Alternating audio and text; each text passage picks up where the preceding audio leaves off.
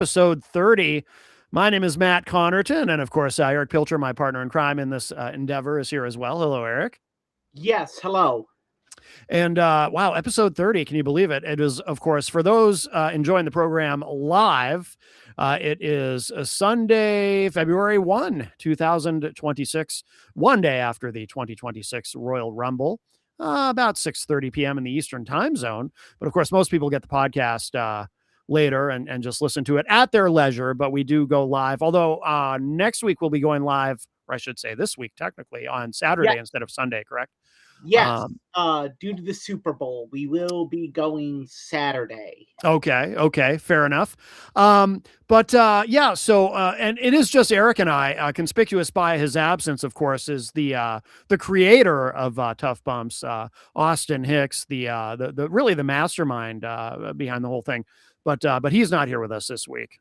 Yeah, the co-creator of Tough Bumps. I'm sorry.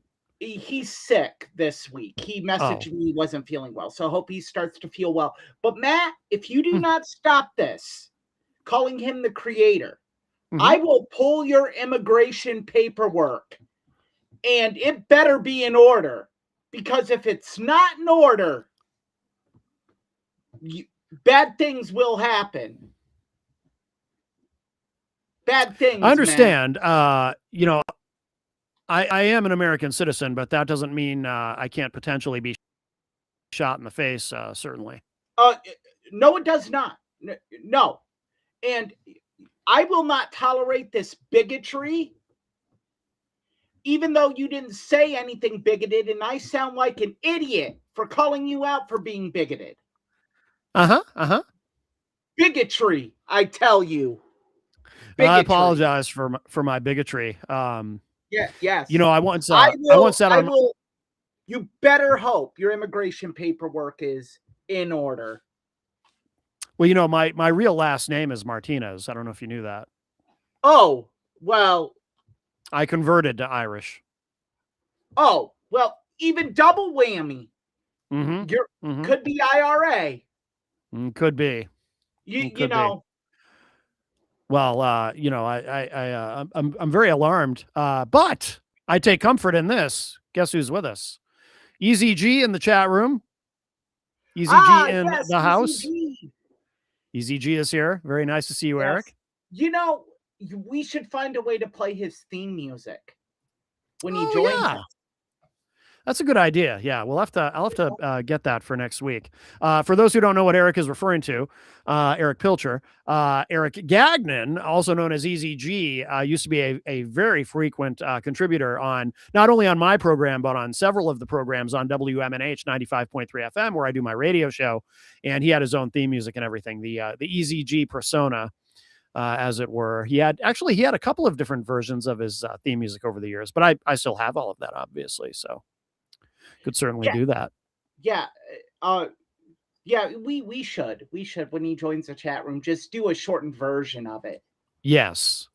I think that's a wonderful idea. Let's see. So obviously the main event this week will be the Royal Rumble because that just happened, but we do have another story to discuss. The main event this week is Unsung Heroes, Matt. I'm sorry. I'm confused. Yes. Unsung Heroes. I apologize. I'm all, oh boy, I have not been sleeping well. That was me last week. Hence why we didn't have snow. So you're tougher than I. You just truck through, and I'm like, no, I'm out. I have some help. I get my, I'll show you. So for those watching online, so this is a Big Gulp from 7-Eleven, but here's what I do. I have my special drink. It is a Diet Pepsi with 2 of those caffeine shots that are supposed to go in your coffee. I put them in my Big Gulp, and that is what keeps me alive. Have you considered every day I only drink 3 types of energy drinks. Celsius, Alani, or Ghost. Every morning I have one of those. The only one of the 3 that I'm even aware of is Celsius, but you're now the second person in the past few days to mention Celsius to me. So that may be the universe is telling me to try it. Celsius is amazing. Retro vibe tastes just like orange sherbet. Oh, see, I don't know if I'd like that though. Are there more than one flavors? I don't think I would like. There's like over 100 flavors of Celsius. Okay, because I don't think I would like something that tastes like orange sherbet. They even have fizz-free options. Really? Yeah, I might have to try it. It would probably be a lot healthier than what I'm doing now. Yeah. You know, it's my one vice. You know, I don't drink, I don't smoke, I don't do any drugs. I drink soda too. Like now, I am addicted to the Mountain Dew Cabo Citrus Zero Sugar. Okay. I love the Cabo Citrus. Didn't know that was a thing. And I love Mr. Pibb Zero. Mr. Pibbs. They call me Mr. Pibbs. I'm mixing. Oh, wow. I don't know if you can make that joke on starting on February 1st. Oh. Yeah. Oh. That might be. Shit. Yeah. That might. You might lose your immigration papers. You kidding? If I make an off-color joke, I'd probably be recruited for ICE. Offer me that sweet $100,000 bonus. Katie Miller might accuse you of writing things in chalk in front of her home. That's true. I'd like to wear my Fuck Ice shirt on the show, but I can't. But there's no way. The way I have everything set up, you can't even. You can always wear it on this show. You can display it behind you. I should actually. I should. Yeah, I would not be opposed to it. And it would make some people mad, but fuck them. I don't. Yeah, look, if you're gonna defend obvious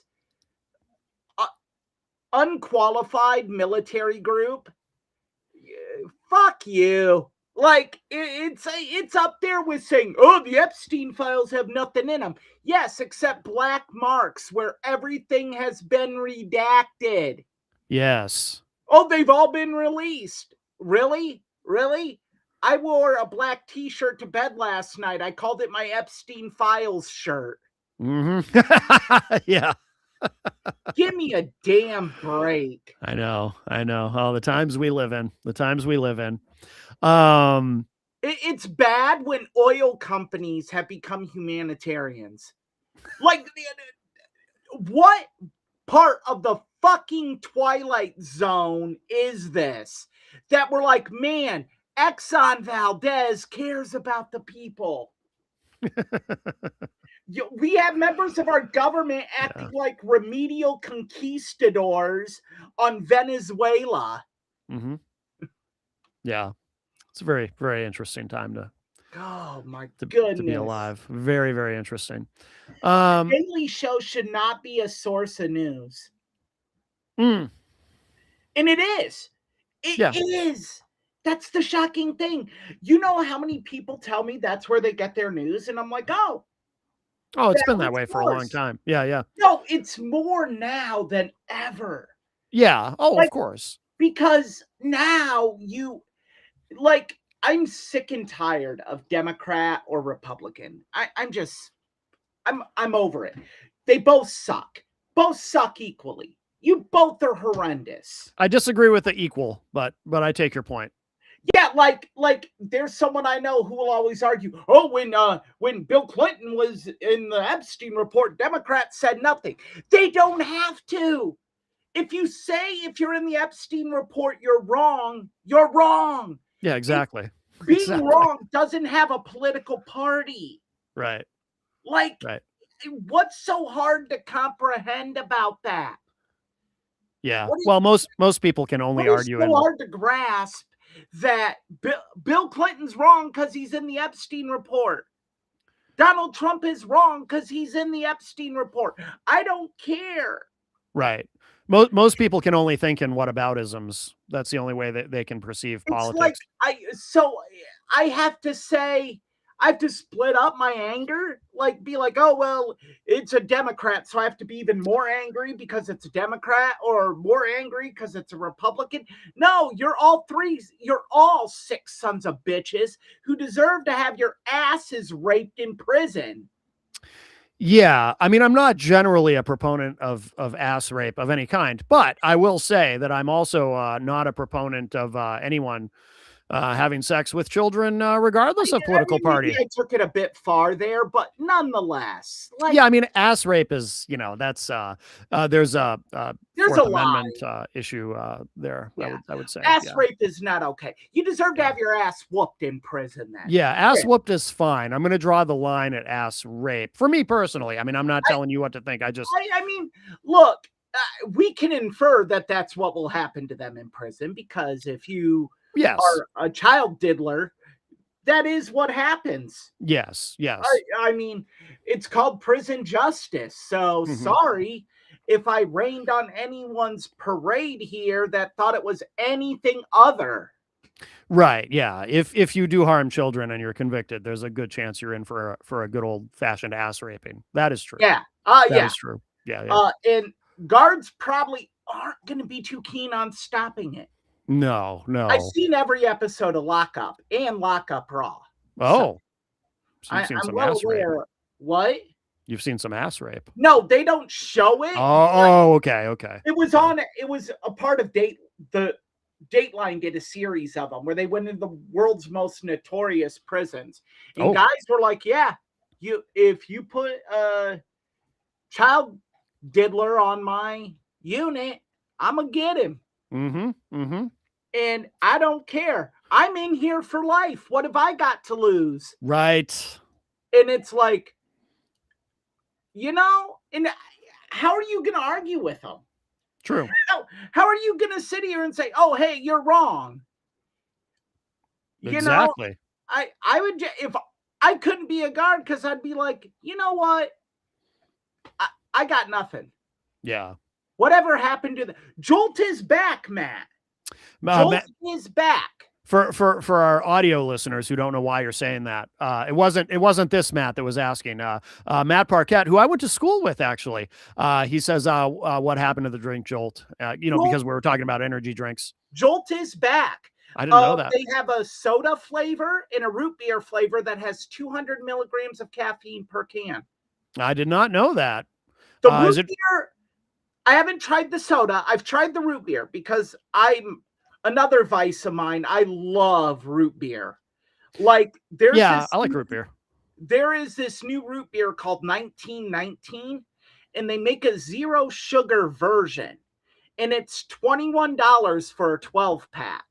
Okay. I will pay that to drink it, and I have a hard glass mug that I keep in my freezer to have Frost Mug root beer. Yeah. That sounds good. Yeah. That's my late night treat before I take Vito out. Yes. Well, Easy G, I mean, you don't just drink all the caffeine. You drink caffeine and then you drink water or Powerade Zero, and then you could have caffeine with your dinner. And root beer is generally caffeine free. Yeah, except for Bark. That's Barks why they say Bite. That's Bark why has it Bite. has That's Bite. The caffeine, yeah. But I think Barks is actually now caffeine free. Yes. Jason Fedderson is in the chat room. Hi, Jason. He says, "What?" I don't know if that's a reference to Stone Cold Steve Austin. He probably came in. He probably came in during the ass rape discussion. Yeah. Just go with it. Yeah. Let's see. Matt Parkett says partisan politics. Yes. Easy G says, "I am watching no news at all since January 1st, and my life is so much better." I get that, but I think right now with everything going on, this is my personal opinion. If someone says I don't want to watch the news, more power to you. I feel for me, I have a personal responsibility to be informed. Yes. As to what's going on right now, because we are, and this will be the last we speak of it. Easy G, we're getting to the wrestling talk. Yeah, he says I shall check back later, but eventually we'll move on from the ass rape and into the wrestling. We speak of it. Yes, we'll get on. I just feel that we're entering very dangerous times as a country. Yes, I agree.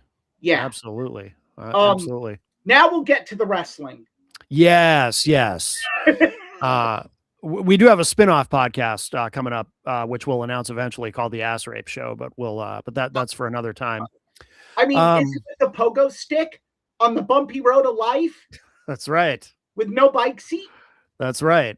That's a deep reference. Some listeners will know the reference, though.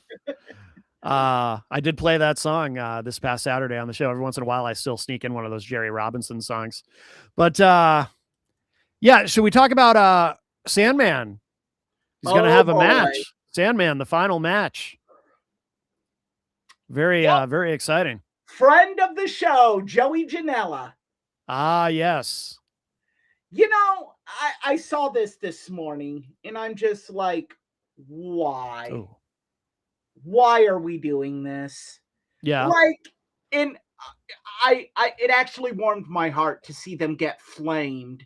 Oh, did they? Yeah. Oh yeah. Oh yeah. And this will be his final match, right? At Joey Janela's Spring Break Las Vegas. Yeah, but if we recall, there was a final match last year. Mm-hmm. And then a month later, the individual died. Yes. Yeah. Someone actually said, don't buy him any kratom. Kratom, whatever. Yeah. Yeah. Look, to me, just how tone deaf are you? Yeah, but do you think it'll even draw?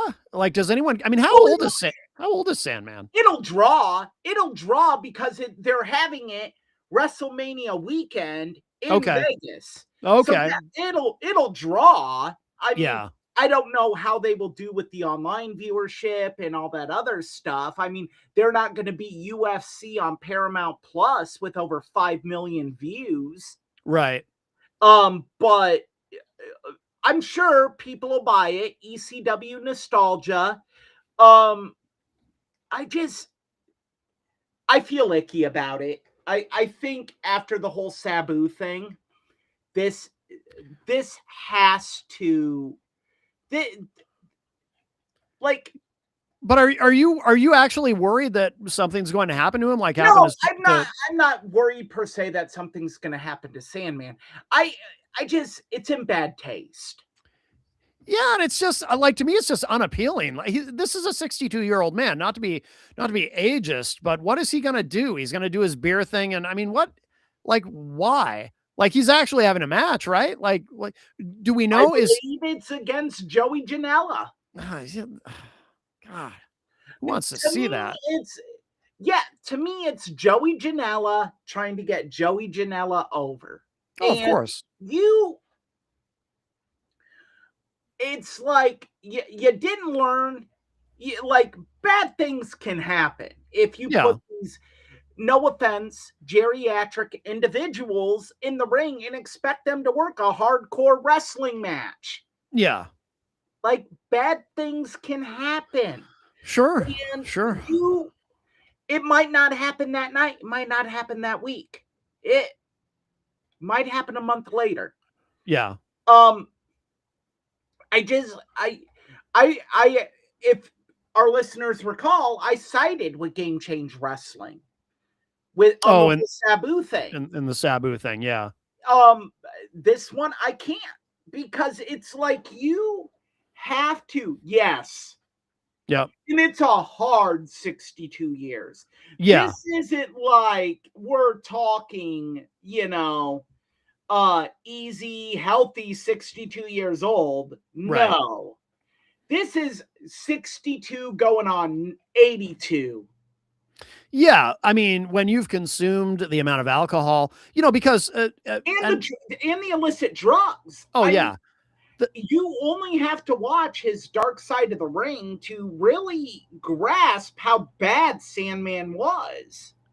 The thing that I don't think a lot of people realize too is, you actually have two ages. You've got your I can never say it, your chronological age, your literal age.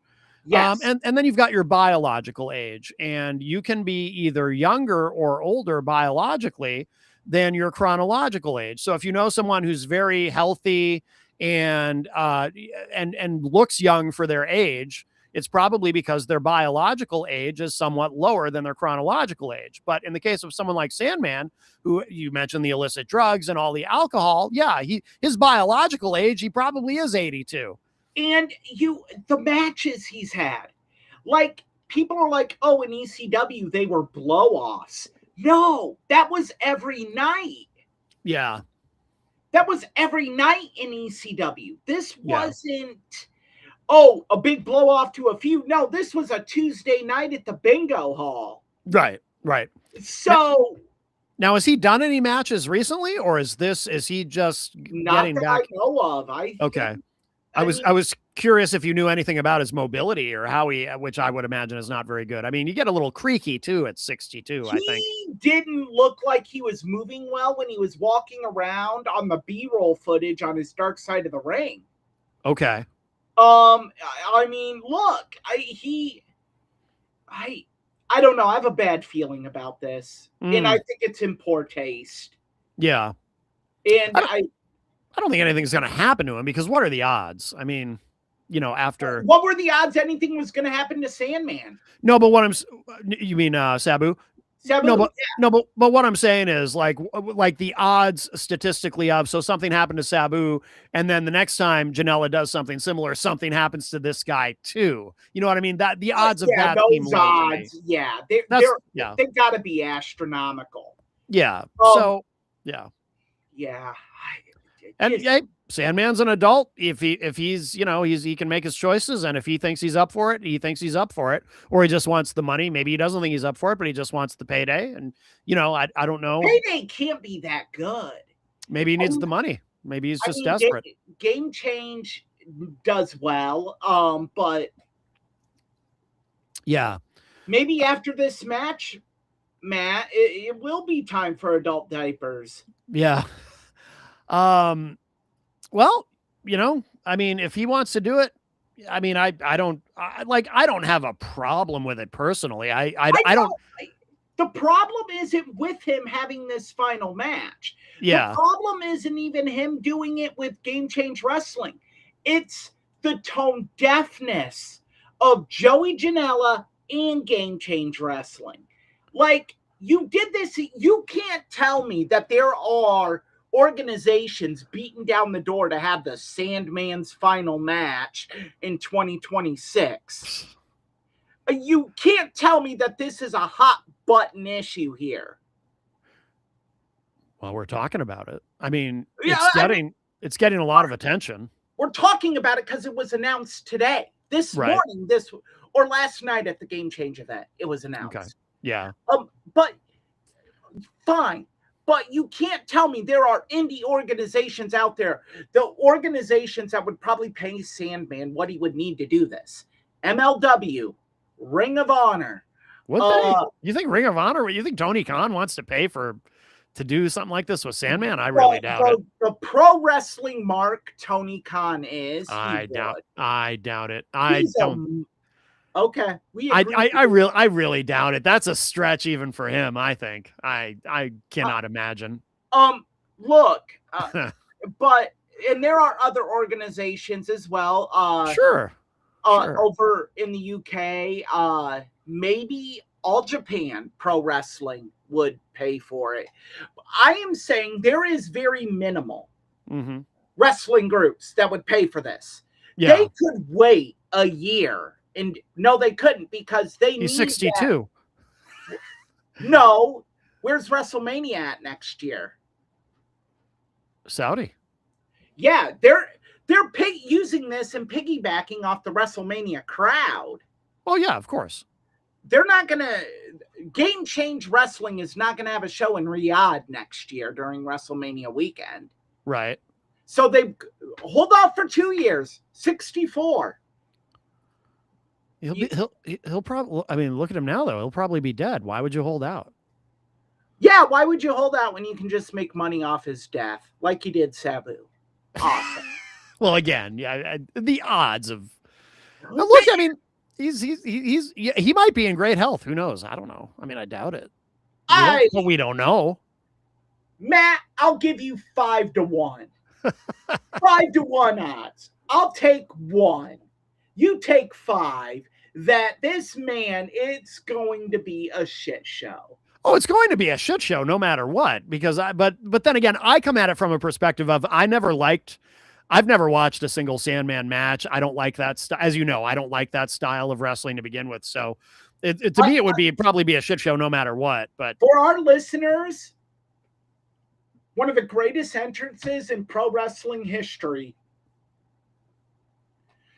to quote our not here co-host, the creator of Tough Bumps. Yes. Oh, sorry.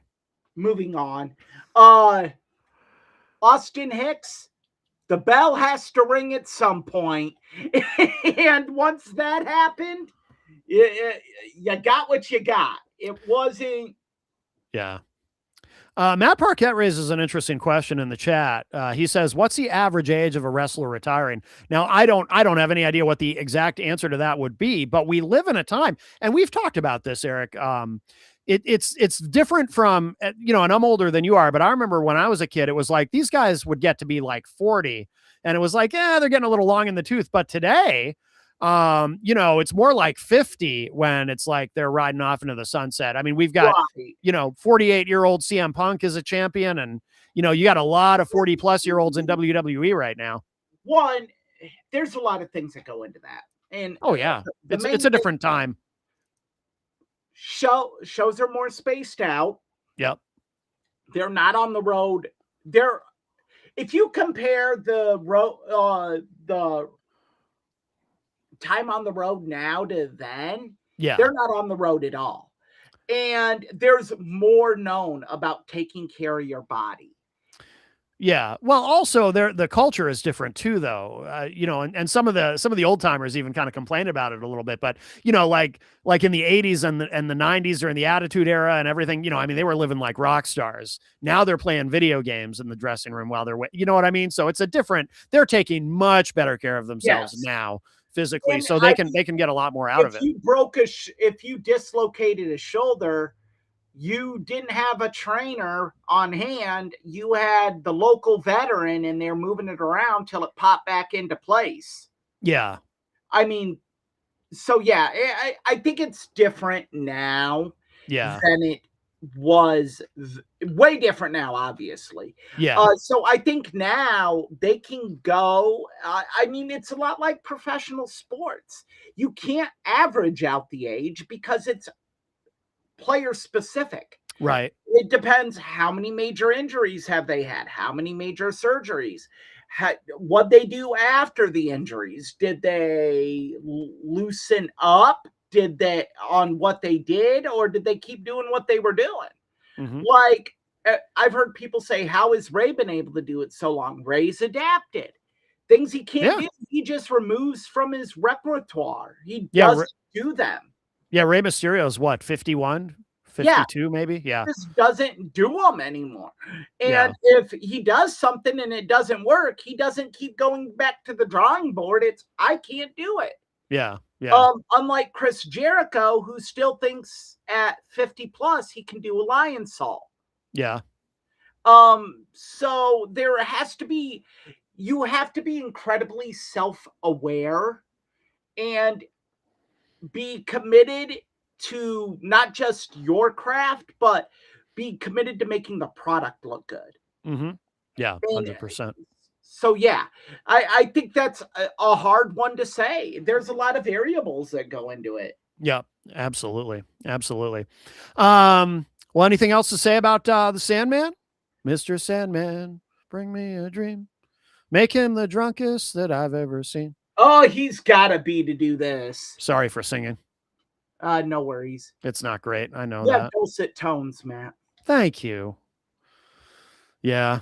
All right. Well, should we move on to yes, happier subjects? We've got let's see. I don't know if it's going to be happier, but well, I mean, to me, the Royal Rumble just happened, of course. Yes. Yesterday, and Jenny and I did not watch it until today, But I can tell you, Jenny and I both really enjoyed it. I know that there's a lot of negativity online. I thought it was pretty good this year overall. There are things that I didn't care for, but that's always the case. But a Right. lot of people are shitting on it. Here's what I'm going to say on that. Yeah. If you went into this expecting the Royal Rumble, if you went into this event, and I did not watch it because it is in Riyadh, and anything in Riyadh I refuse to watch. Yes. Because just awful situation. It is not Riyadh season in the Pilcher household. Never is Riyadh season in the Pilcher household. I understand. If you went into this expecting it to be booked as a Royal Rumble, you were going to be disappointed. It was never going to be booked as a Royal Rumble. It was always going to be booked as an international premium live event. And I think that's a large part of what the IWC doesn't get. You tuned in at 2:00 on a Saturday afternoon expecting all these shocking returns and all this other crap. One, you're not going to get that because a lot of times these wrestlers have their families with them when they return. They're not going to fly their families 16 hours, 16 plus to Riyadh, Saudi Arabia. You know what's interesting, Eric, about you? You know what's interesting about you saying that? That never occurred to me. That never occurred to me until you mentioned that. But you're right. That's a really interesting point. I'd never thought of that. It's not going to happen. Yeah, that's true. That's true. Like what you would have to tell your kids what you can do, what you cannot do. Oh, at these times you're going to have to be quiet because it's prayer time. Not whipping on Saudi Arabia. That's the way it is there. They're not going to go through that. It doesn't matter the payday because they're hemorrhaging money having their family fly out there to see this moment. And secondly, what would Chris Jericho coming back in Riyadh achieve? Yeah, and we should mention too, for people who don't know, there were very heavy rumors that this was going to be Jericho's return to WWE. We squashed those on this program. Did we? I don't even remember. Yeah, Austin and I squashed them on here because we said Fozzy was going to be on tour till late February. That's right. And he hadn't signed a WWE contract yet. Pen has not been put to paper. You are not going to have somebody come on. No. Jericho was never going to appear. And even if Fozzy wasn't touring, even if there was pen to paper, he wouldn't go to Riyadh to debut or come back. Yeah, you're right. You're right. You save that for an American audience. I mean, and yes, I do know Brie Bella returned. And yes, I know Royce Keys made his debut, formerly known as Powerhouse Hobbs. That's fine. You know what was funny about Royce Keys debuting? You could hear a rat piss on cotton because no one gave a shit. Well, they don't know him yet, but exactly. So you wasted that moment. Oh no, I didn't have a problem with it. I did think it was interesting though, because this is something they don't usually do. They didn't say the letters AEW, but they announced, like, it actually showed Powerhouse Hobbs on the screen, and then it changes to Royce Keys. And Michael Cole actually said, this man, often known as Powerhouse Hobbs, but he's now debuting as Royce Keys, actually, again, not mentioning AEW by name, but I just thought that was interesting because they don't usually do that. They did something kind of like that with Matt Cardona, him coming back initially as Zack Ryder, and then it changes. That with AJ Styles. What do you mean? He's always AJ Styles. Right, but they played up the whole phenomenal one. Which... Oh yeah. They referenced his past. Yeah, certainly. Right. But I thought it was interesting the way they actually said Powerhouse Hobbs on the air. I wonder if that is kind of a to Tony Khan. I think that's exactly what it is. From Triple H. for all of his, oh, they tamper. Well, of course they tamper, for fuck's sake. If you're running a professional sports organization of any kind, you tamper. For people who don't know, Eric, we should clarify. So you're talking about contract tampering. Yes. Where you do contract tampering. You look, NWO was born out of contract tampering. Eric Bischoff says, oh, I was careful. You were careful not to get caught. You contract tampered. You spoke to contractually locked. Well, there is a window, though, in these contracts. Typically, isn't there a negotiating window? Contracts were negotiated when they gave their notice to WWE. That's when the window opens. The contracts were negotiated.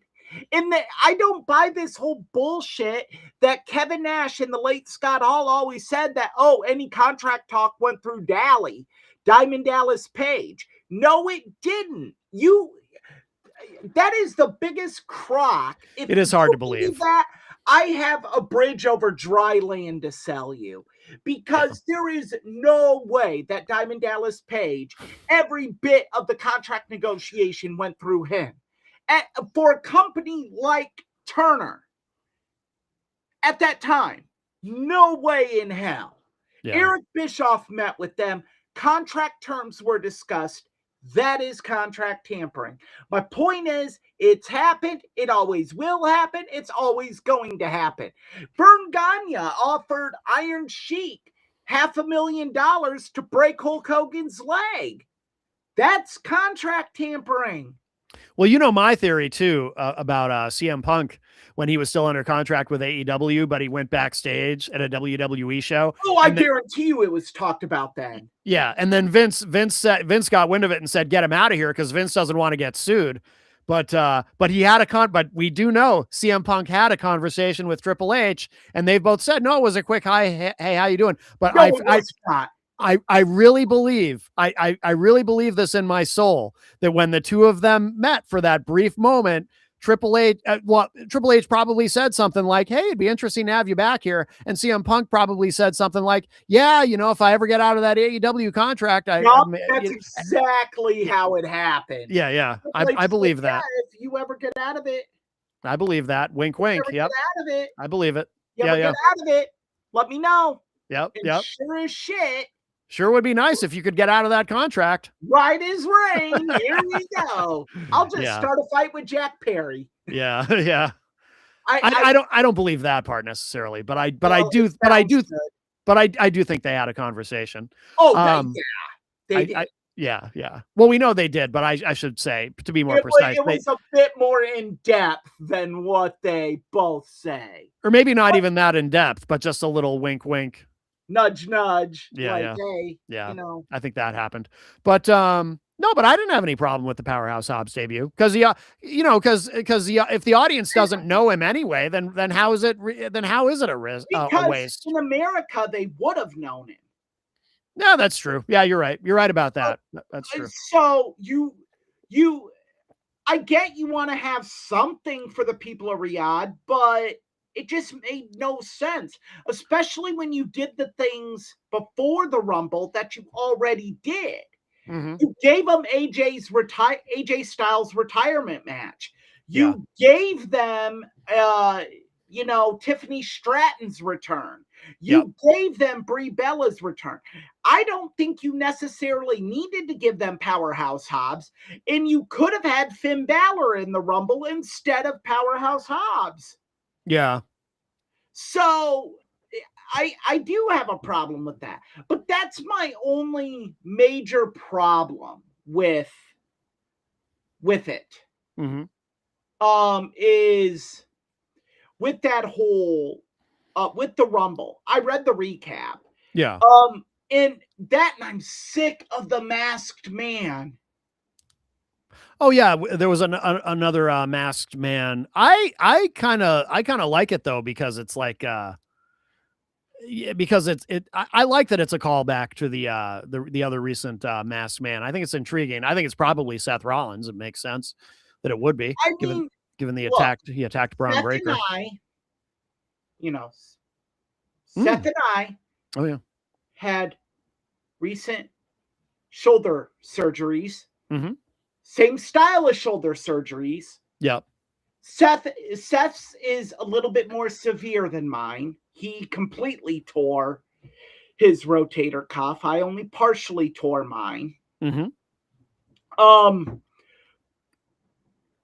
I mean, it would be hard to have him back by Mania. Yeah. But it doesn't mean he can't do things. I mean, look, if you were going to do that, if you were going to do what they did and have it be Seth, right? Yeah. You are doing it to build to Mania. Yeah. You can't do it to build towards Backlash or SummerSlam. Right. So I don't think it's Seth. Oh. I think they did what they've been doing a lot of recently, and it's a major pet peeve of mine. They booked themselves into the proverbial corner. They gave Braun Breaker that main event match against CM Punk. It wasn't horrible. No, I liked it. It was a little clunky, especially the top rope Hurricanrana spot. Yes. But it was passable. Now you have the Dave Meltzers, the Alvarezes, the Sean Ross Sapps talking about Braun Breaker main event in WrestleMania. You did this really big storyline with Adam Pearce. It's all building to Braun Breaker winning, but you're not ready to pull the trigger on that. What do you do? Well, here we go. We're going to go with Roman winning the whole damn thing, and we're going to have some masked man attack, and we'll figure out who the masked man is as we go. I'm fine with it. I'm not. I think I think it's a disservice to Braun Breaker. I think it's a disservice to ultimately the story of Braun Breaker, Paul Heyman, Seth Rollins, CM Punk, and the Vision, because now it's a cluster. But you don't know where they're going with it, though. They might have. I can tell you it's going to be a cluster. Oh, you're assuming. You're presuming a lot. Yeah, let's revisit this after Mania. Okay. Let's revisit this. Okay. And we will play a game of who was right. Ye of little faith, but okay. You or me. And if I was wrong, I will flat out say I was completely wrong. Yeah. But they are going to fuck this up. 8 ways from Sunday. We'll see. Could have been a great story. They are going to totally just shit. Shit. We'll see. We'll see. What did you think about Roman winning? Well, I told Austin this when he told me. I'm like, all this proves is you can go on Pat McAfee's show, bitch about creative, and you get what you want. I think they were going to do it anyway because I think they were going for Roman versus Punk at Mania, and which I'm intrigued by. I think that'll be very good. Yeah. I'm intrigued by it. And I like the way during the Rumble, they did it. So, because you've got all these different stories you can tell kind of involving Roman. You've got the story of, obviously he's going to challenge Punk. I assume he's not going to, he's not going to challenge for the Universal title. He's going to challenge Punk. I think that's going to be Cody against Drew. I think Cody against Drew. That makes sense. So, but you've also got the story of, Roman throwing Jey Uso out, and so you've always got those bloodline sort of ancillary stories that you can tell, which I like. But I'm excited for it. I think Roman versus Punk is the way to go. I did not expect Roman to win. Jenny was surprised as well. I like to be surprised. As long as it's a surprise that makes sense. When Austin sent me Saturday morning his Royal Rumble picks. Yeah. Let me go back to him here. Why did he pick Roman?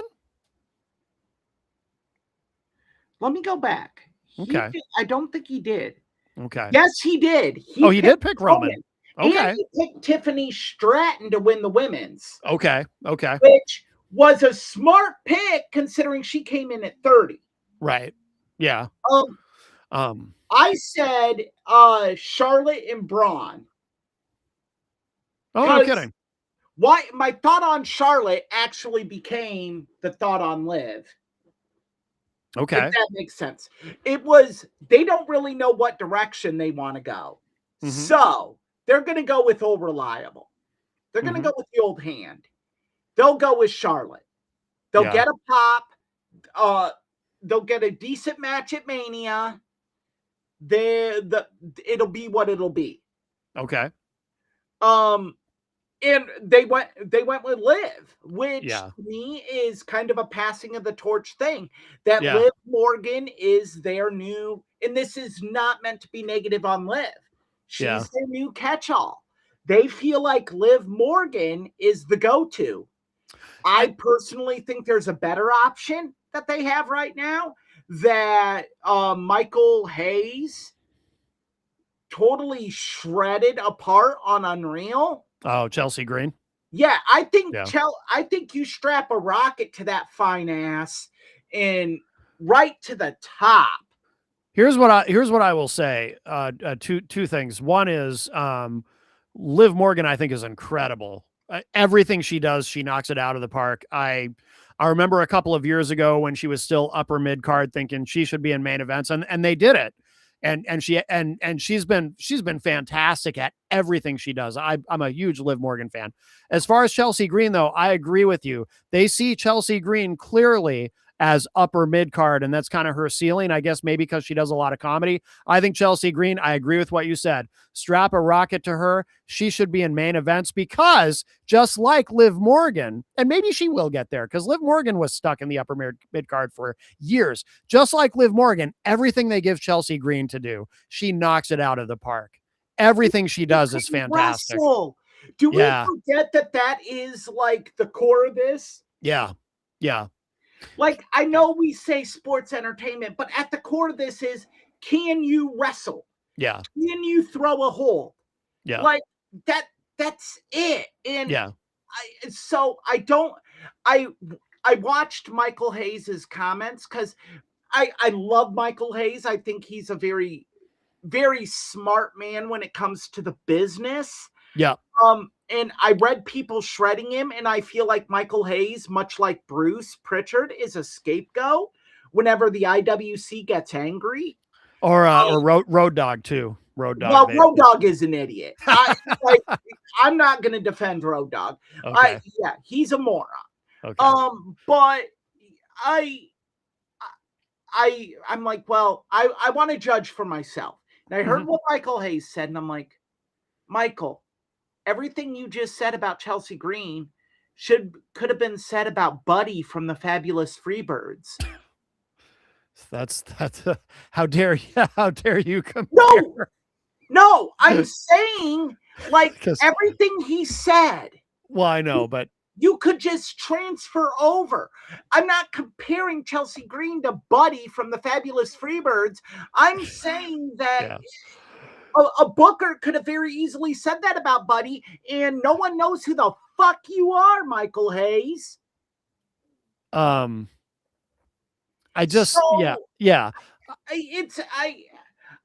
think hopefully it's inevitable that Chelsea Green winds up in main events. I think with the way WWE is structured right now, hard work eventually pays off. Yeah, I agree. And she's a hard worker. I think the eventuality is, yes, hard work gets you what you want eventually.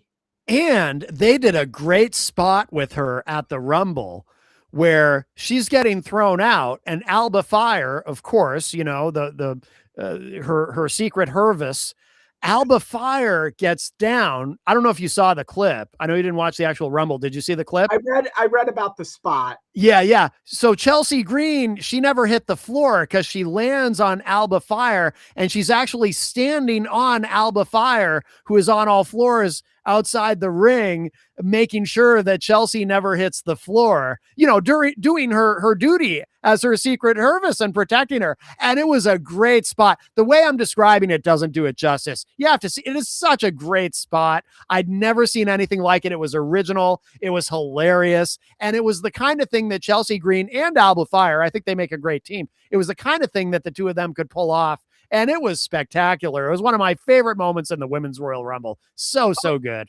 I did see clips of Brie Bella's return, and goodness gracious. What? I liked it. She was bad. Oh, you think so? Oh my. Oh, I didn't think so at all. Heavens to Bess.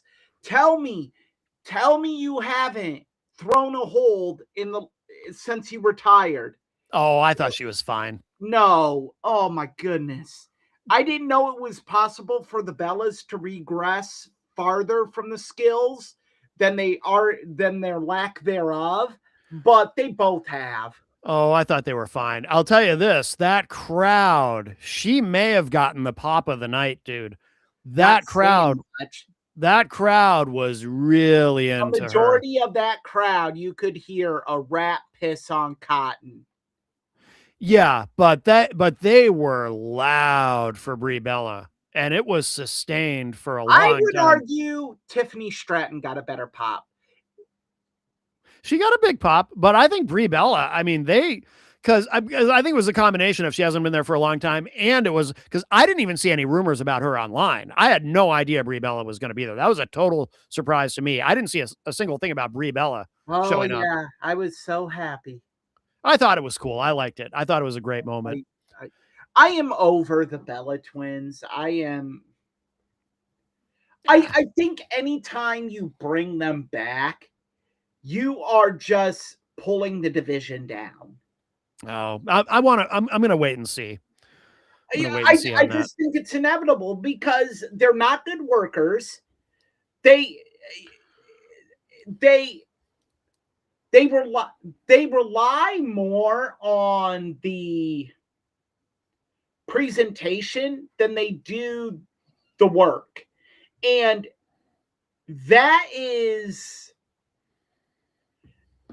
that's not where the women's division is at right now.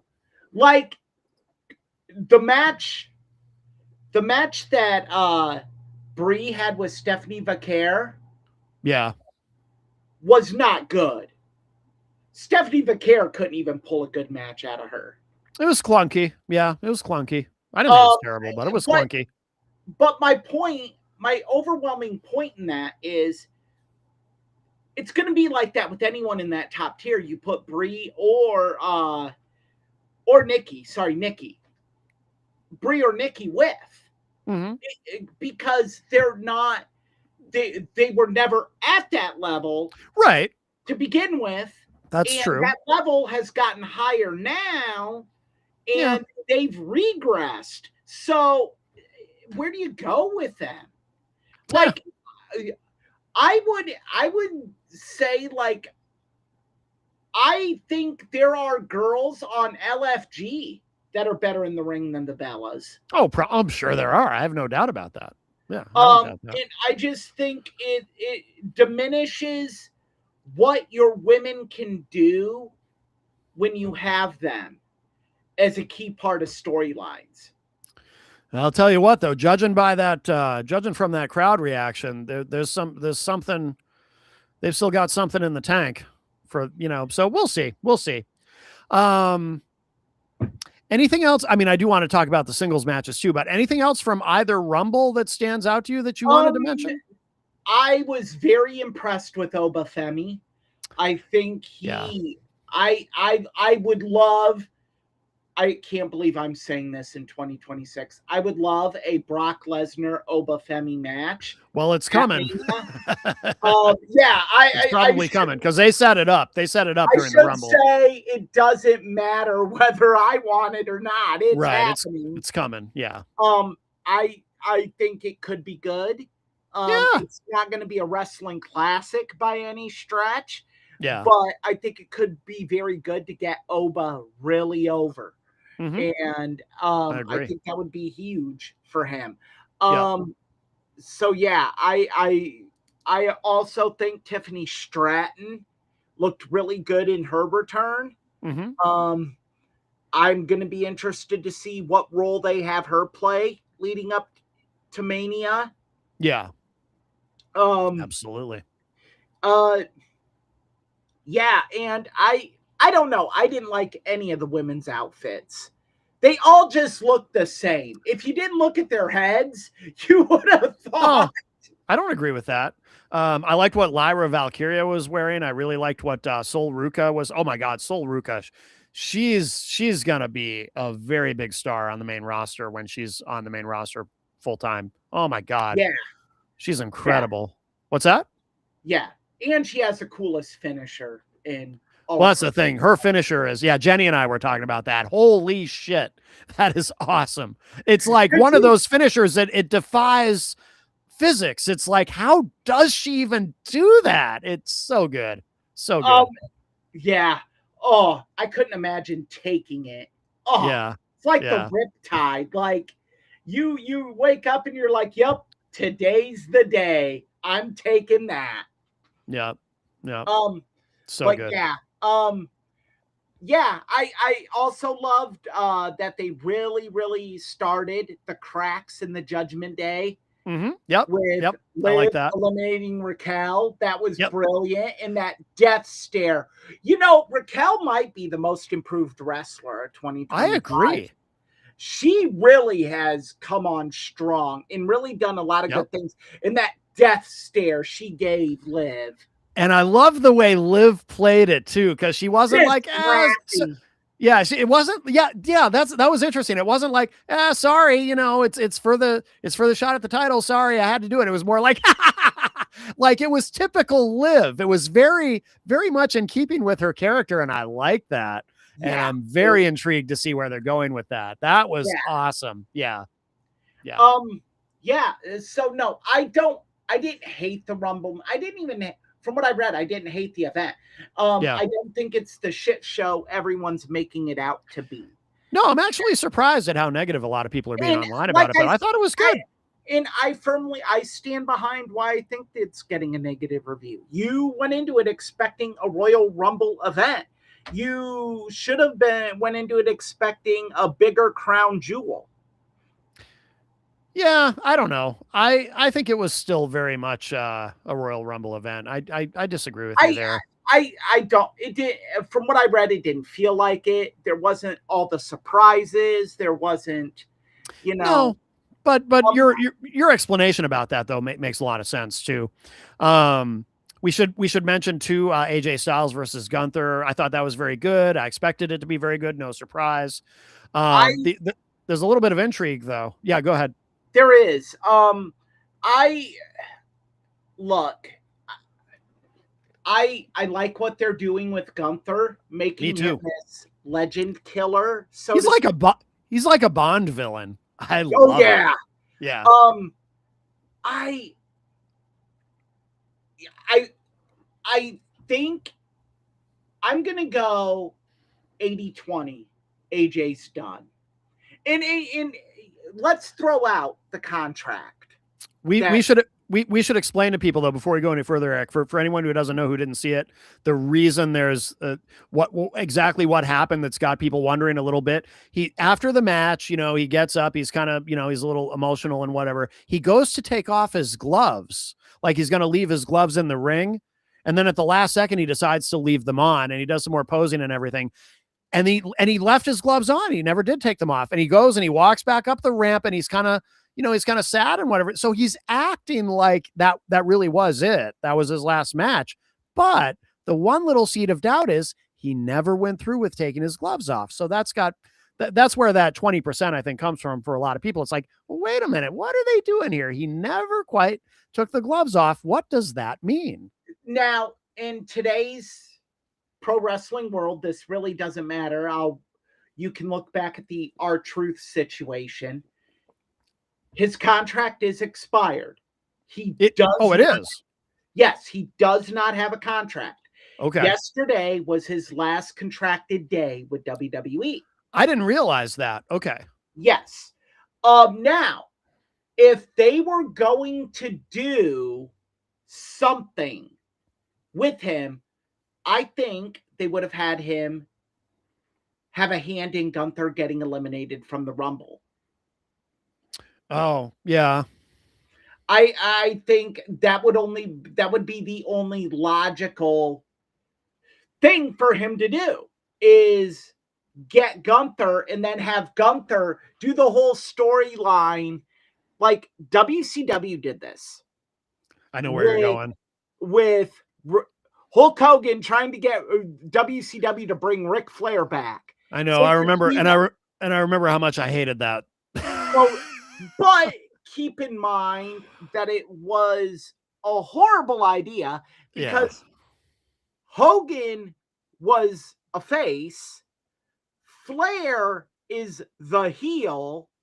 You have the face asking the company to bring back the bad guy. Yeah, made no sense. With this, you would have the bad guy demanding the company bring back the face. Mm-hmm. In the face, AJ saying, no, I'm a man of my word. I'm not coming back. Then you could have Gunther be an even bigger monster heel because there is so many things you could have him do. Remember when Samoa Joe taunted AJ's wife? Mm-hmm. You could do vignettes like that where Gunther goes to AJ's kid's school and taunts his kids and says things like, you know, your father's a coward and all this other stuff. There is so many great things you could do that would just, Gunther would be the biggest heel we've seen in a long, long time. Mm-hmm. Yeah. There is so many great things you could do with that. Yeah. And then you have Gunther at Mania. And if you want to turn him face, you could, because you could turn him by having AJ beat him. Right. Like, do the Bret Hart spot. Gunther has him in the sleeper hold. AJ's fighting it. He gets to the ropes and flips and ends up on top of Gunther for a quick 1, 2, 3. Yeah.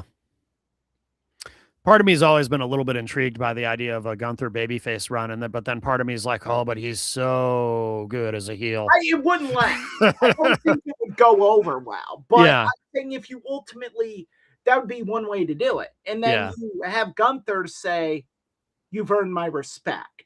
Yeah, because they've kind of done that with him before. Like they've hinted a little bit over the years, but then they never pull the trigger on it. But I don't mind that they hint at it, even if they're not going to do it. Because I like, you know, as I've said many times on the show, one of the things that I really like about modern wrestling and the way they're doing things is, you know, characters are not just completely black or white. They've got, you know, you've got good guys. Yeah, you've got heroes who occasionally do the wrong thing, and actually a lot of the time, and you've got villains who occasionally have a moment of conscience, and I like that. I like the complexity and the character development of that, and they've kind of done that with Gunther because he showed respect to, was it Goldberg? Did he shake Goldberg's hand? It was somebody. No, it was before. What's that? Sammy. It was Sammy. He shook his hand after the match and showed him respect. Was it Sammy? Okay. Yes. And it was one of those things where it's like, you know, he's okay. He's an asshole, but in this moment, he's going to show some respect, you know, and I like that kind of thing. I like when they sprinkle in some nuance and all. I love all that. That's what I love about modern wrestling. I agree with you, but yeah, I think AJ's probably done. Yeah. I could see him doing a final TNA run. Yeah, maybe.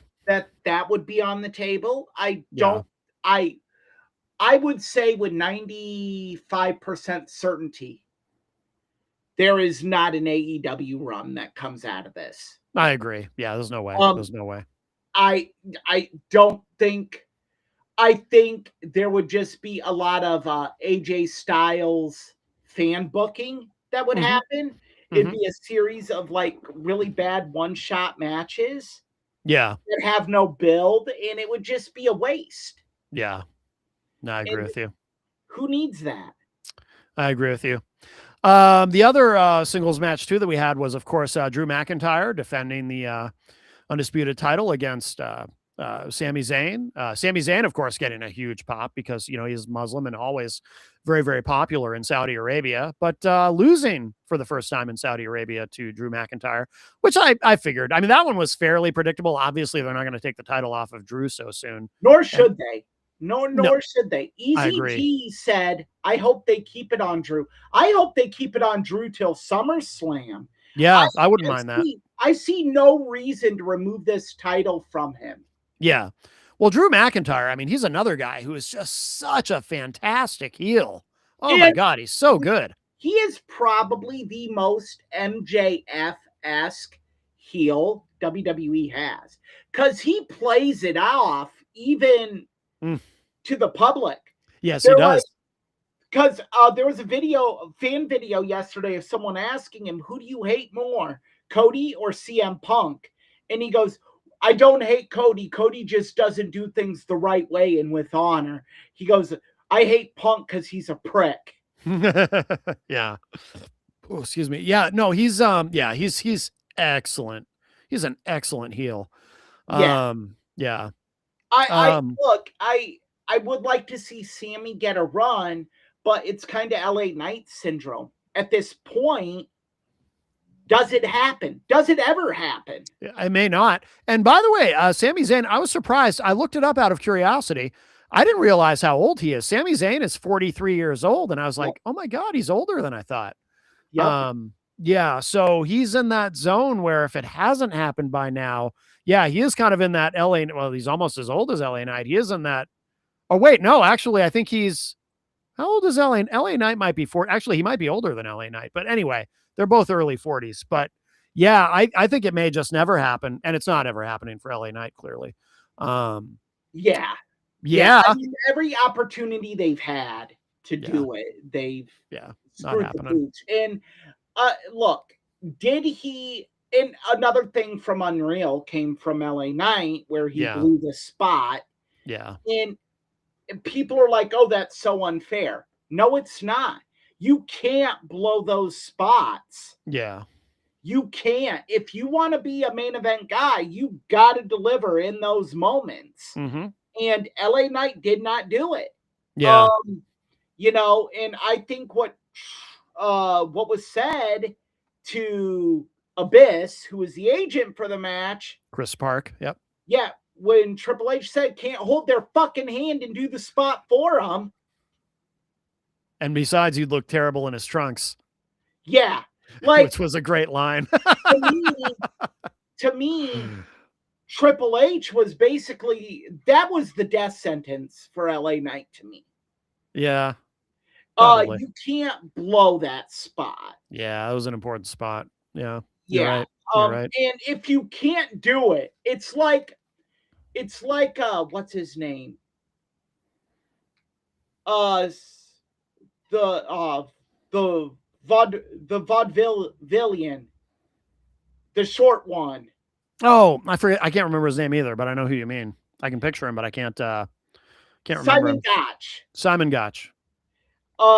When he's talking about the spot with Enzo they had on the pay-per-view where he threw him and Enzo's head hit the bottom rope. Yeah. And he knocked himself clean out. And he's like, all day I went to Enzo. Hey, we'll cut the spot. Don't worry about it. We'll try something else. Oh, no, bro. I can do it. Yeah.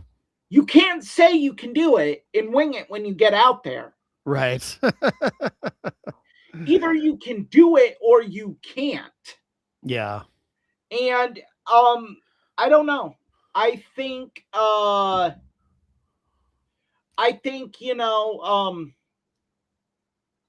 have a glimmer of hope on LA Knight because they did trust him. And he got a huge pop at the Rumble. Like, no matter what goes wrong for that guy, he's still super over. Well, and they trusted him in a big time spot with Seth Rollins in the faking the injury. Yep. And they told him about it. Now, whether you can sit here and say, well, they had to tell him. Mm-hmm. Yeah, they did, but he could have very easily have flubbed that up and said something Well, off the cuff to somebody, and Uncle Dave or Alvarez or Sean Ross Sapp or one of the other parasites of the internet wrestling community gets a hold of it and they run with it. yeah, he played it perfectly. Yeah. So, I don't think either one of them it's going to happen. Right. Neither Sammy nor LA Knight. Yeah. I think agree it's with you. over. I agree with you. It's very crowded at the top of the card.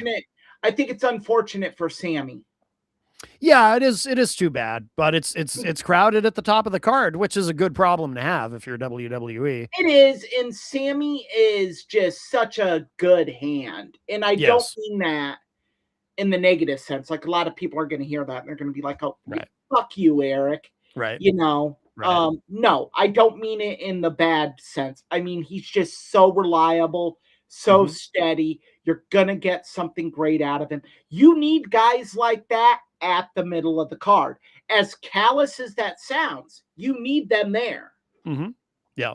To deliver night in, night out. And they are more important to the company than who you have at the top, in my opinion. Because if you don't have that, then look at AEW. They don't have that right now. Every one of their best performers is in a main event spot.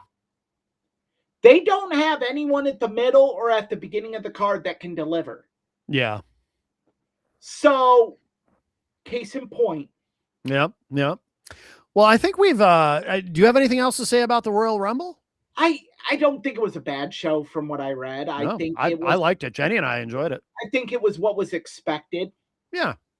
Yeah. Quit your bitching. Yeah. Yeah. No, I agree.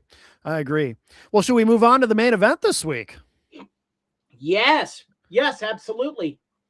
So, unsung heroes of wrestling and unsung stars. Unsung stars. The stars that were stars that we just forget about. Yeah. Yeah. So, I will tell you, full disclosure, I did not prepare for this segment in the way that I tend to like to go into something like this as, very sort of stream of consciousness. So I don't know if you have some specific ones in mind, but I'm sure as you're talking, some will come to mind for me as well. There is one that I am a huge fan of. Okay. I will always be a huge fan of his. He's one of the few wrestlers I've never met that I would love to meet. I am a huge mark for the franchise Shane Douglas. And look, people can sit here and say, "Oh, bad attitude. Didn't get along with Ric Flair." Okay, you look at his ECW run. He was that guy. He was it. Yeah. And, you don't get ECW without Shane Douglas. It doesn't happen. Right. Without him throwing down the NWA championship, you don't get it. I will say this. So I never saw, because as you know, I didn't really watch ECW. I would only see bits and pieces. So I never saw his work in ECW. However, I really enjoy his podcast. I just like listening to him talk. He's very interesting. He's extraordinarily articulate. And I just find his insights on things to be quite fascinating. For example, he had posted a video about, he was addressing Ric Flair's drunken cameos. And I saw that in the title. And I thought, oh, what is he going to, because I know he and Flair have never liked each other. Is he going to make fun of Ric Flair? So I clicked it and he really doesn't. And instead, what he does with tremendous compassion and empathy talks about how he wishes that Rick would carry himself better and, not continue to harm his health, and how Ric Flair should be the elder statesman of the wrestling business and all this. But what Shane actually presented was so mature and so insightful. And really intelligent. Did you watch the video I'm talking about? I watch everything Shane Douglas puts out. Yeah, and I was so I've missed a lot of it, but that video I was just so impressed. Like, he's just a damn good guy, and very impressed. A damn good guy. Yeah, he wasn't always. I know that. Yeah. Yeah. Now, and a lot of people will point to the beef with him and Ric Flair. Mm-hmm. There, I'm gonna say this. I believe it stems from when Shane Douglas threw down the NWA championship and actually said Ric Flair's name, and they can kiss my ass. Yeah. I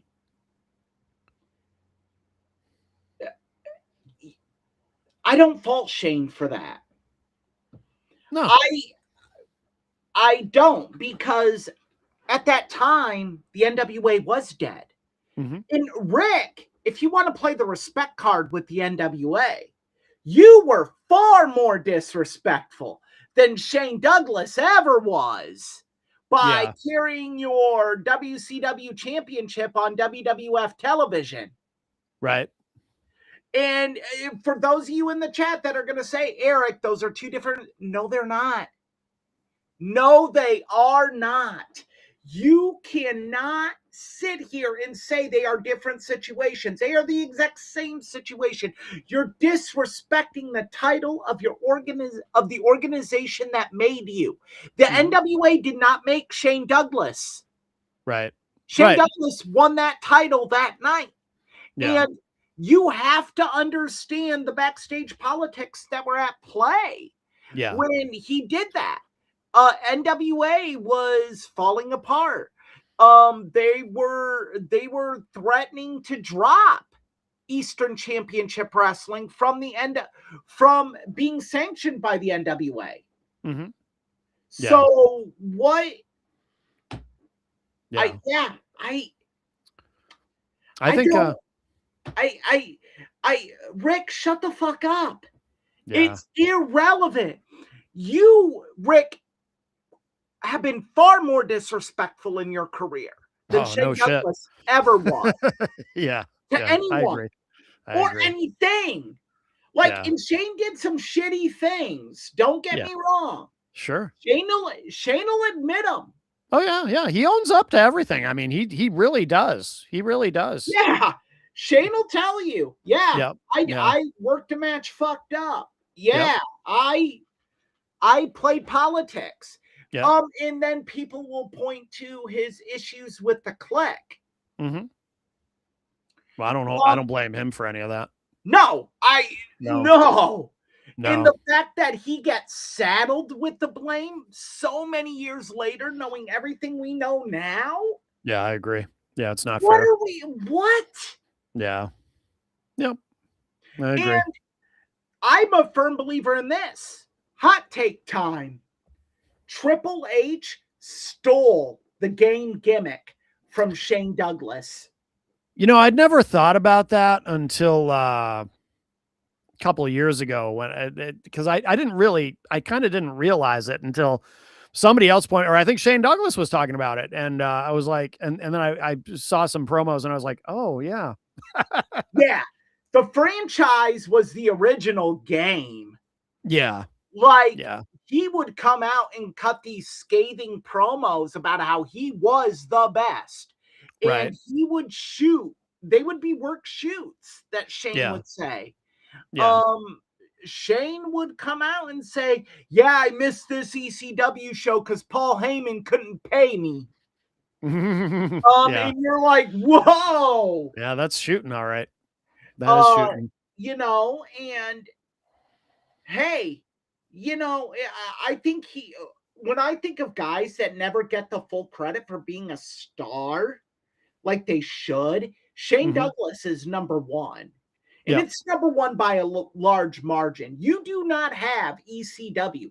You can sit here, and I will debate anyone with this. I will die on this hill. You can have the Tommy Dreamers, the Sandmans, the Sabu's, the Rob Van Dams. It doesn't matter. If you don't have Shane Douglas, ECW is nothing.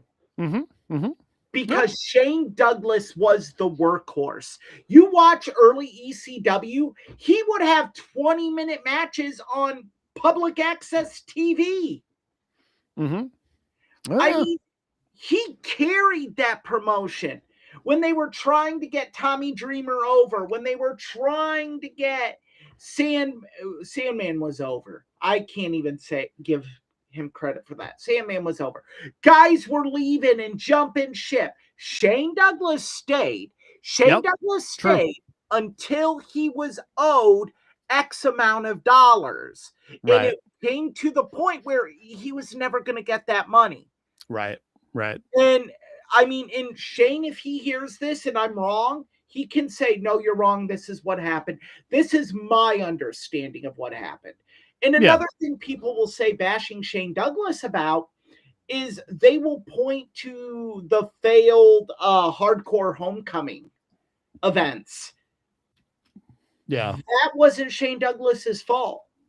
Shane Douglas, I believe, was only a booker on those shows. He wasn't in charge of the financing. He wasn't in charge of the promotion. He wasn't in charge of any of the behind the scenes stuff that had problems that led to Hardcore Homecoming folding after 3 shows. Yeah. So yeah, Shane Douglas comes to mind for me. He is the top one that I'm like, this guy should be in the WWE Hall of Fame. He never will be, but he should be. Not as Dean Douglas either. No. That would be absurd. Yeah, I agree. The franchise. I agree. Well, I have one that came to mind. And I don't know if you'll agree with me or not, but Ken Shamrock, I think was I really enjoyed him during he was only there for what, 3 years in WWE, but I really enjoyed his run during the Attitude Era. Nobody talks about him today in terms of WWE, but I thought he was very solid in the ring. I liked the way they developed his character. I remember having a conversation with somebody about him with a friend back then. And I said something about, they've kind of made him like their little action adventure hero because they've got him rescuing Stephanie McMahon from The Undertaker and shit like that. And I really liked what they did with Ken Shamrock. I liked his character, which was basically just him, but, exaggerated, obviously. But I really liked, I liked the way they used him as a special guest referee during Brett versus Austin. I thought his run was very good and underappreciated, undervalued, and I would put him on the list as kind of an unsung star of wrestling in that period, in the Attitude Era. I think Ken Shamrock. I love that you brought him up. Ken Shamrock is one of those. Explain to me how he missed. Explain how we didn't. I mean, now that I think about it, there's very good reason why he missed the time he was in WWE. Mm-hmm. You had Austin, you had DX, you had the hottest star to come down the pike in Stone Cold Steve Austin. Yeah. But his feud with The Rock, I argue, people always say, well, his feud with Triple H put him on the map. You don't get that feud with Triple H if Ken Shamrock doesn't legitimize him. Right. I agree. Ken Shamrock legitimized The Rock. Yes. If you don't have Ken Shamrock doing what he did for The Rock, you don't get to The Rock Triple H. You don't get to the most electrifying man in sports entertainment. Agreed. You don't get to the 5-time, the multiple world championships. He is a guy that it's just another guy on a long list of shitty gimmicks that we're saddled with and never could recover. Mm-hmm. Yep, I agree with you. And, you want to look at Sean's run with the title after the Montreal Screwjob, which people can go back into the archives. We speak very deep on it in our Bret Hart episode. Mm-hmm. Ken Shamrock comes up the next 3 weeks afterwards and has a pay-per-view main event with Sean. Yeah. And really get Shawn over as this monster heel in Yeah. this cheating scumbag and matches Shawn move for move. Mm-hmm. Yeah. It was at In Your House D-Generation X. Mm-hmm. I would invite everyone to go watch it. You can find just the full match on YouTube. I revisited it recently, which is really awesome that you brought Ken Shamrock up. Yeah. Because I've forgotten how good that match was. Yeah. Yeah. Yeah. It was probably the best match Shawn had his last year in WWE. I think so. Yeah. Yeah. I think, you know, Shawn's I think the last great match Shawn had before the Shamrock match was his Mind Games match against Mick Foley. Yeah. I think that was just so good. Mm-hmm. And then you had Survivor Series with Sid, which that was just an overbooked mess. You had Jose getting hit with the camera, Shawn getting hit with the camera. I know why they did it. Makes sense why they did it, because you want Shawn to be the hometown underdog at Royal Rumble that year, win the title, and to set up Brett versus Shawn WrestleMania 13, which never happened. And but I think that match with Shamrock was, I think it helped people forget about Montreal. Mm-hmm. And people could just hate Shawn to hate Shawn. Right. Not hate Shawn because he screwed over Brett. Right. Now you hate Shawn because he screwed over Ken. Right. And then Owen Hart came out and beat the hell out of him. Yeah. Yeah. So Ken Shamrock. Yeah, and Ken Shamrock had so many good matches. He had a great feud with Vader. Mm-hmm. Back when people couldn't pull a good match out of Vader. Yeah. I thought he was a great Intercontinental Champion. Yep. When he was the corporate IC champion. Yep. Yep. I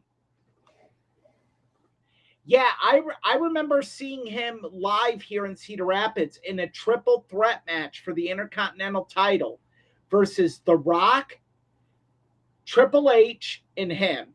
And he was good. Yeah, he was excellent. Yeah. Absolutely. All right. You got another pick? Another pick. I do. Lex Luger. Okay. I don't think Lex gets the credit he deserves. I tend to agree. Lex came in at a very precarious time. Mm-hmm. Lex also is one of the most infamous matches in pro wrestling history. He was locked in a cage with Bruiser Brody. Yes. Yes. And Brody just stopped selling. Yeah. And do you know who the ref was for that match? No. Oh, wait. Bill Alfonso. Okay, that's Fonzie. Right. I remember you telling me that. I learned that from you. Yeah. Fonzie was the ref, and Lex is like, "What do I do?" And Fonzie, "I don't know, brother." Yeah. Yeah. Like, and what do you do in that situation? You're green as goose shit. You're fighting a man who could literally destroy you in a cage with a ref who weighs 120 pounds soaking wet. Yeah. But no, I think Lex, especially 97. The year 97, when they were building to Sting Hogan at Starrcade, Lex was that white hot baby face that they needed. Yeah. I mean, DDP as well, but Lex was that guy. Mm-hmm. And you had that hard rock guitar riff that hit. He'd come out and do the and you would just everyone would go crazy with the pyro Mm-hmm. and every Monday night he would be against some jobber and just squash him in 5 with the rack. Yeah. And people popped. Yeah. Yep. Absolutely. Yeah, I mean, he had $1 million look, and yeah. he won, I think, 3 world championships.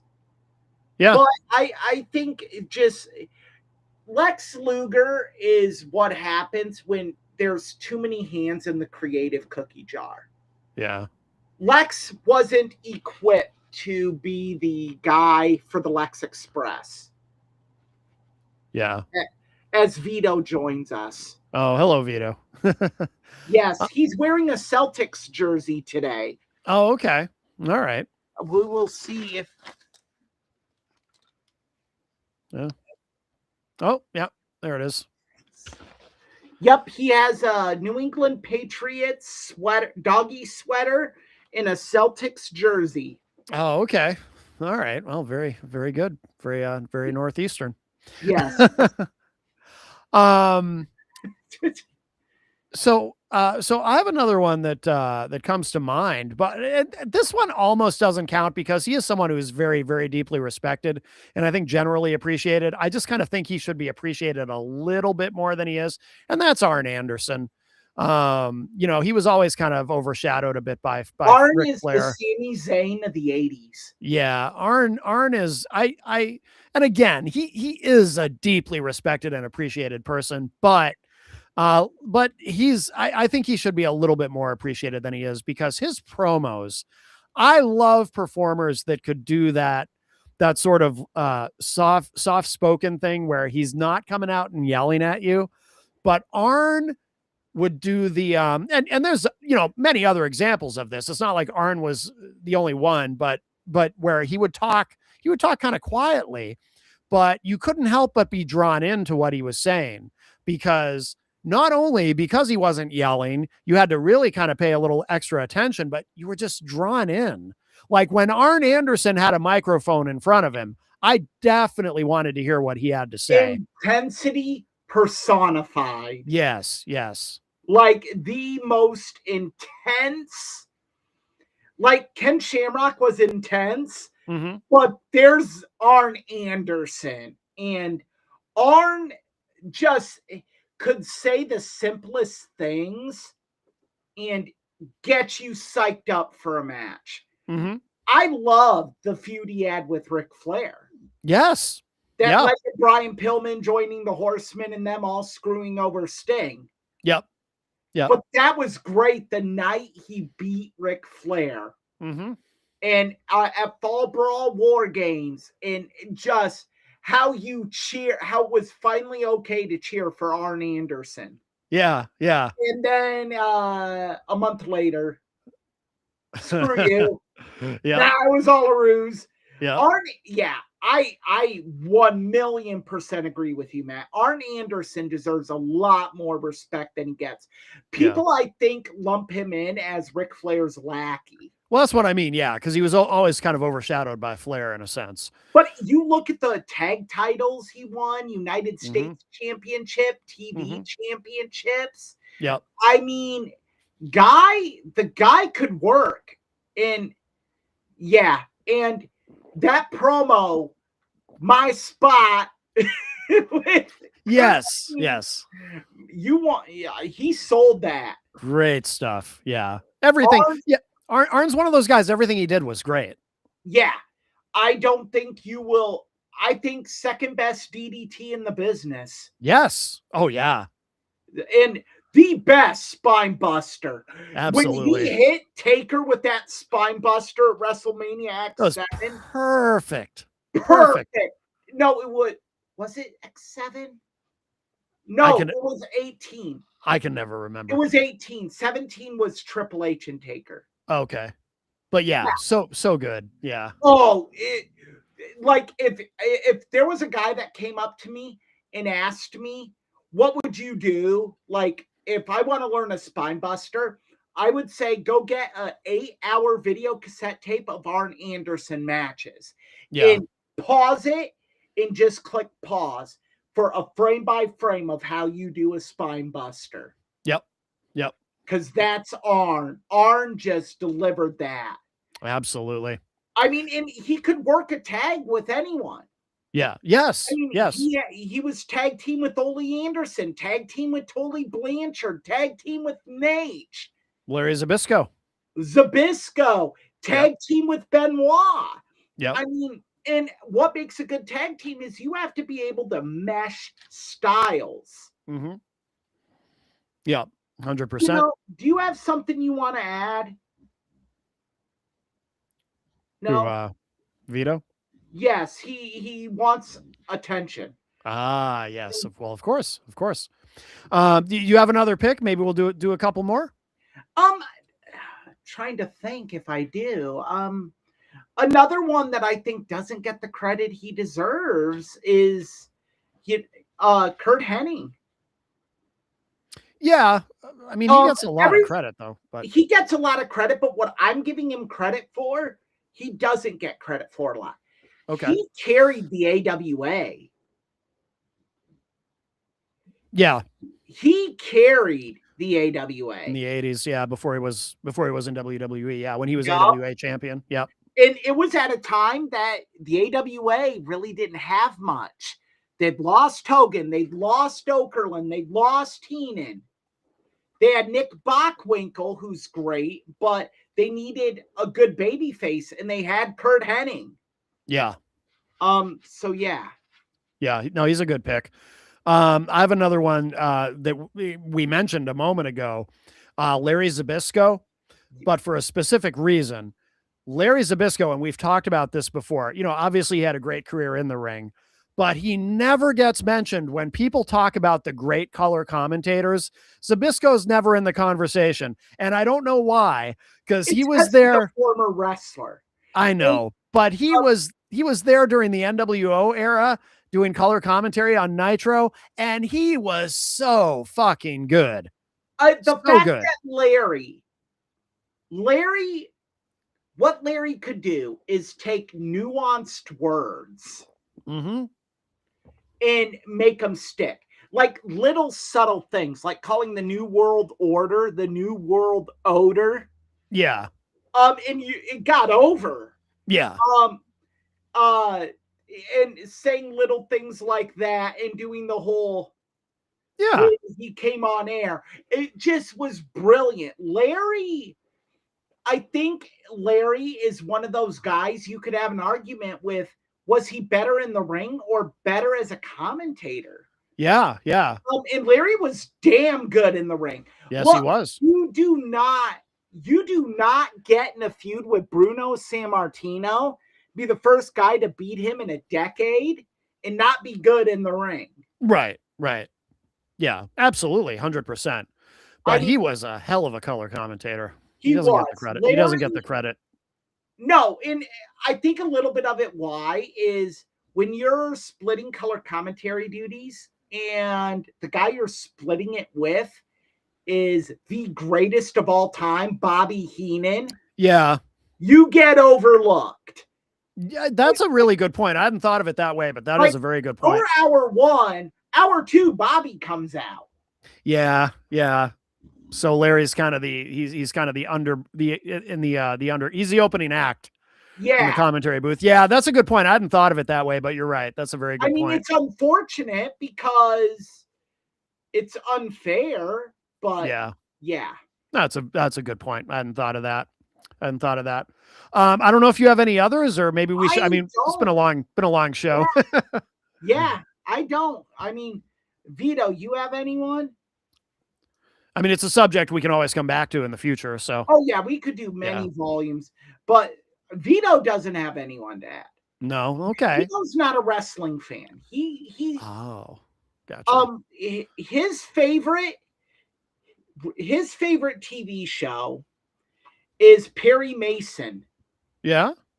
because I watch the Me TV in my bedroom when I'm going to bed at night. Yeah. And he falls asleep to Perry Mason.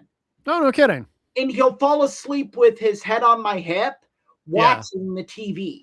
Oh, I wow. don't know if it's because it's so soothing to hear Raymond Burr talk. That makes sense. That would explain it, I think. Yeah, that makes sense.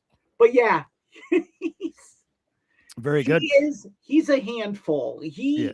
really has kept me on my toes. Yeah, no doubt, no doubt. Oh, he's very cute though. For those listening to the podcast version of the show, you got to check out the video and see Larry. Very, very cute dog. Yes. Vito, rather. I'm sorry. I called him. I just called him Larry. No. I'm still thinking about Larry Zbyszko, or maybe I was thinking about Larry, CM Punk's dog that passed away. But no, Vito. Vito is very cute. Vito is very different than Rocky. Yeah. Rocky was always, if I can't get it in 10 minutes, I'm done. Mm-hmm. I'm not going to try anymore. It's not worth it. Yeah. Vito, no. Vito is very tenacious, as you can tell. Yes. He is very determined, and he has no fear. We encountered a gaggle of geese at the park by my apartment, and they started hissing at him. Oh, my. He stood his ground and barked right back at him. Oh, no kidding. Yes, he is fearless. Yeah. No, that's good. That's good. Did we talk about what we're doing next week? Yes, we did in the chat, Matt. Yeah, I don't remember. What is it? Okay, let me bail us out here. Please. On track. We are talking about one of the most underrated events in pro wrestling history, in my opinion. Okay. The St. Valentine's Day Massacre. Ah, yes. I think that this show, and I told Austin this when we were talking about it, this show did a better job of building up to WrestleMania than the Royal Rumble did that year. There was so much great stuff a part of it, and so much great stuff that they built off of. We'll talk more about it in detail, but the teaser of this is the infamous Vince McMahon getting hit in the head with a bedpan spot, which I loved. Came from this event. Yeah. It's such a great that moment. whole storyline started from this event. Yes. Yes. Did an awesome job of building up to WrestleMania, and it is an event that, we are 27 years later, and people don't give it the respect it deserves, and I think we should start. Yep. No, that's a wonderful idea. Austin will watch it this week. Okay. So you can watch it. It is on Netflix, I'm pretty sure. Okay, good. Yeah, excellent. As is the entire WWE live event library. Is it at this point literally they've already got the whole thing up? That's incredible. Every live event, every premium live event is on Netflix. No shit. Every single one? Really? That's amazing. Okay. I didn't think it would happen so quickly that they'd be able to. I mean, you got to understand they're already all on servers. All you got to do is give Netflix the access to the servers to upload them. It's more of a problem for Netflix to program the screenshots and the. Yeah. All right, you need to go. You're getting way too wild. No, that's interesting to me though, because it seems like when it was on Peacock, it was like slow. You know what I mean? Like it took a while because they lost the servers from the network. Okay. So they were starting over. They literally had to start over. Okay, I didn't realize that. Oh, well, that makes sense. So they bought their own servers. So if this ever happened again, they would have them. Okay, that makes sense. Oh, okay. Well, good. All right. So Jenny and I'll have to watch that because I'm sure she hasn't seen it. Or I'm sure you can find it on Daily Motion, or our VPN goddess could help you. Well, yes, our beautiful VPN goddess, Jenny and I do use a VPN. You have not shown her in honor of our VPN goddess, Stephanie McMahon Helmsley Levesque. She brings us great joy and her wonderful VPN. Yeah. Well, we do love we love our. I mean, would this show even exist without her? We know it wouldn't exist without Austin. You need to stop with that. No, Austin was brought along for the ride. Oh, I'm sorry. I keep getting confused. No, this. All right. I'm going to get Owen Hart syndrome. Oh my goodness. I'm going to just end up inzaguriing Austin next week. Oh, wow. We might end up watching the Super Bowl together. I might just have to kick his head off. Well, that would be yikes. Okay. Well, very good.